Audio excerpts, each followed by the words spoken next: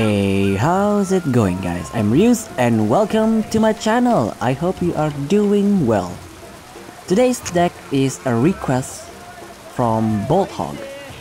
I tried my best to make this deck work, but it is well underpowered compared to other decks in ranked. Satori at its core is a support type, so I tried my best to make her shine as often as possible. So I brought a few Shikigami that would make us gain advantage if we are healed, such as Aobozu and Vampira. So let's get into the deck rundown, shall we?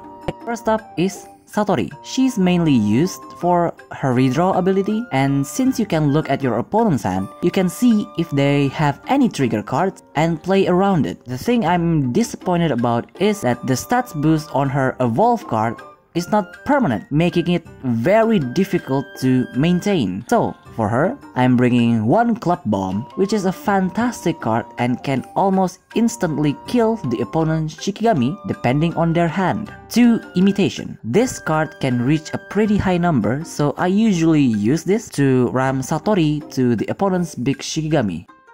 And then 2 Extort to control your opponent's hand, so they get the least dangerous hand. And then we have 2 Vision. I love this card's art. Also, the healing ability synergizes well with Aobozu and Vampira while dealing a decent 2 damage to the opponent's life.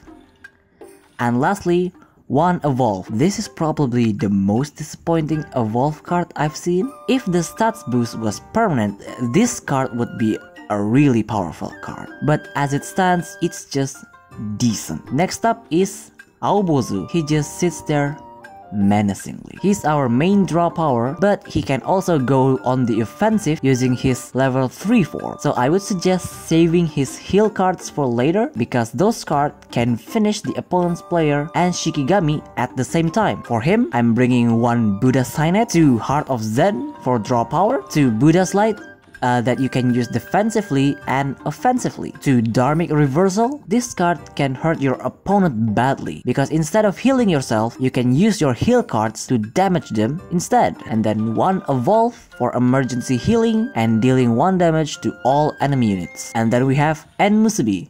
She's our main healer. She synergizes really well with Aobozu and Vampira's ability, and she can also revive and give stats boost to other Shikigami using her second form. For her, I'm bringing 1 Destiny Goddess, because you can never go wrong with more draws, 2 Scarlet Moon to attach more Enmusubi early game, 2 Traveler, 2 Blessed Encounter for consistency boosting, revival, and stats boost, and Flower Under the Moon just for more attack. And lastly is Vampira.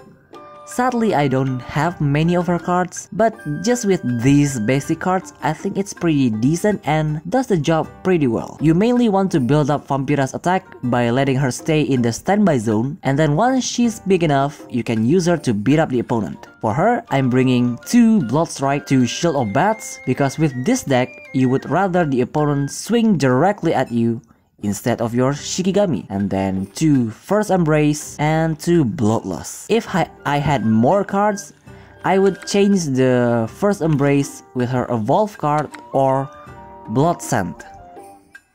That is all for the deck rundown. Moving on with the replays. The first battle is against a countdown deck that's focusing on Chin and Itsumade to deal direct damage to the player. Since they don't have many offense, we should be fine as long as we can manage our life. If we get the first turn, the first Shikigami we want to level up is always Enmusubi, because we want to build up those Enmusubi as fast as possible. We're going to activate her field card and pass. The opponent is going to level up Yamakaze and attacks. Unfortunately, his attack isn't enough to destroy our field, and he will pass. The second Shikigami that we want to level up is Satori. We want to reveal as many cards in their hand so we get more information of what card we should play around, and then we will pass. Remember, with this deck, you want to take damage, so you can always trigger Aobozu and Vampira's effect. And then on our turn, we're going to use Blood Strike to gain life and trigger both Aobozu and Vampira's effect. And then we will use Aobozu to attack, so Vampira will not die if they are planning to attack. 自由に踊れるの本当に嬉しい。On his turn, he will evolve Maestro, and he will activate Itsumade's spell to add 2 golden feathers and then pass. On our turn, we are going to level up Enmusubi and activate her second form. Then we will activate Traveler to draw a card with Enmusubi, triggering Vampira and Aobozu effect, and Satori will gain +1 attack and health because of Enmusubi's form.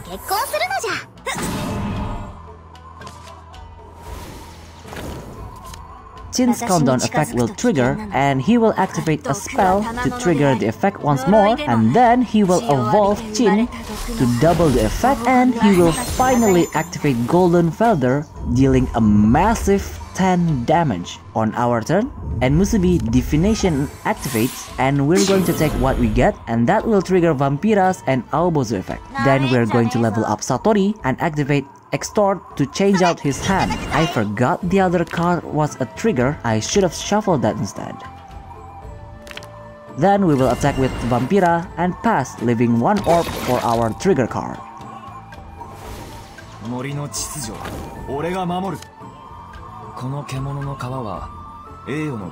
On his turn, he will use Maestro spell to reduce the countdown of Yamakaze and makes him attack, and that will trigger Shield of Bats, making Yamakaze attack hits us instead of Vampira. Then he will pass because he doesn't want Yamakaze to die. On our turn, we're going to attack Yamakaze just to waste his trigger card. Then we will use Buddha's Light to heal our life and Shikigami by 3 points.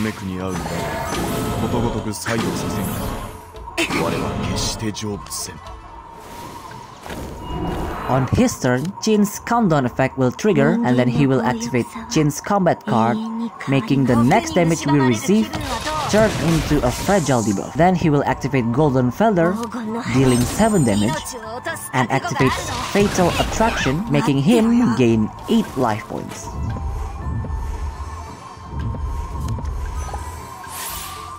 Our turn, we're going to level up Enmusubi and activates Flower Under the Moon to gain a rally buff of 3 attack and shield.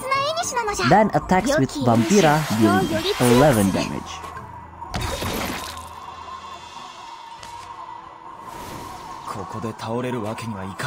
On his turn, Yamakaze has revived, and he will put a form card on him, then activates Golden Feather and pass.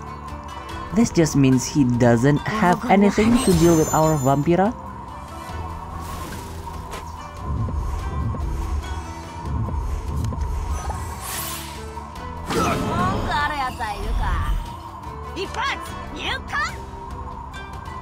So on our turn, we're just going to attack and pass. We're saving 1 orb for our trigger card, and the reason I didn't put a form card on Satori was because he has no revealed cards on his hand. On his turn, he will put a form card on Itsumade and activates 2 Golden Feather, which triggers the form effect of dealing 2 damage to random Shikigami. Then he will activate Itsumade combat card, but it is met with our trigger card, letting the attack pass through and killing Itsumade. Realizing he doesn't have anything else, he will surrender. And this is why you should be patient and not waste cards.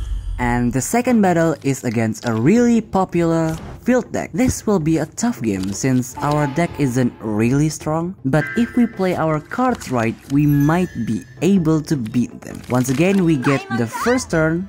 We're going to level up Enmusubi, activate her field spell, and pass.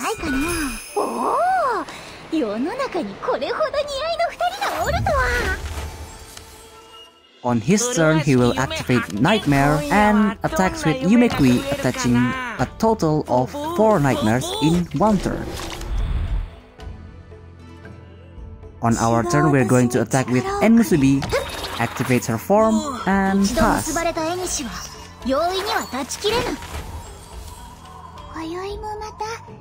And then on his turn, he will activate Kaguya's spell that lets him search a Kaguya field from his deck. Then he will attack with Yumekui and pass. On our turn, we drew a card with both Nightmare and Musubi, that still triggers Vampira's effect. Then we will attack Yumekui with Vampira and activate her combat card, recovering our life by 3 points and triggering her effect once again and Aobozu. And then we will pass.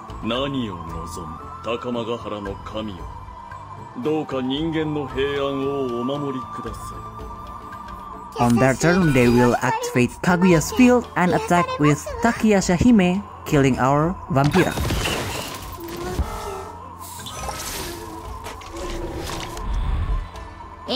On our turn, we will level up Musubi and activate Flower Under the Moon, then attacks with Satori, destroying their field, and we will pass.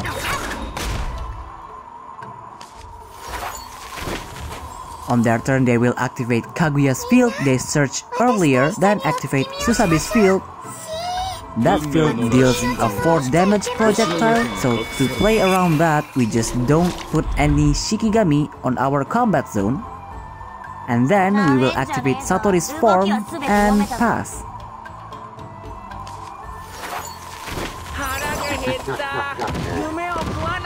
On their turn, we will take 4 damage and they will activate Yumekui's field card and evolve.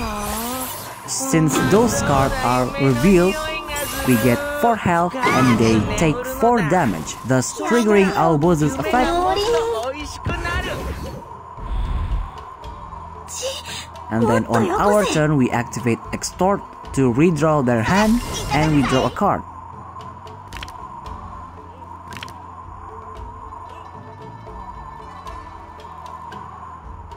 We drew a card with Musubi, triggering Aobozu and Vampira's effect. Then we will activate Aobozu form card and activate Traveler to draw another card with Musubi attached. And we will pass.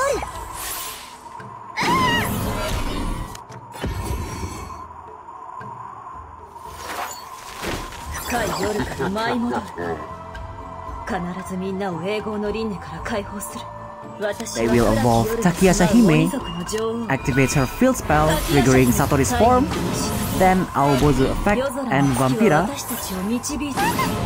After that, they will attack with Stone and pass.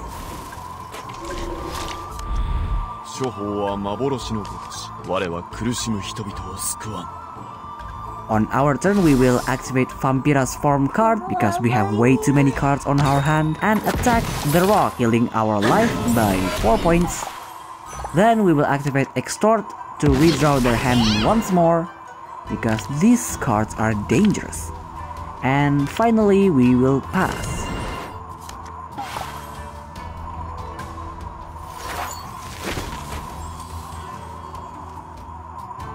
On their turn, they will evolve Kaguya, attacks with Takayasha Hime, killing our Vampira, and activate Susabi's field, only to take 2 damage because of Satori's form, destroying Kaguya's field in the process. And on our turn, we finally drew Dharmic Reversal. Now watch this, I will heal the opponent by 4 points and then we will heal them once more and they're dead. That's all for today's video. I certainly hope you enjoyed it. Also, we just reached 100 subscribers! Yay! Thank you for supporting me, and let me know down in the comments if you like the 60 FPS replay and which type of replay you like better, the commentary replay or the no commentary replay. Until then, see you next video. Bye!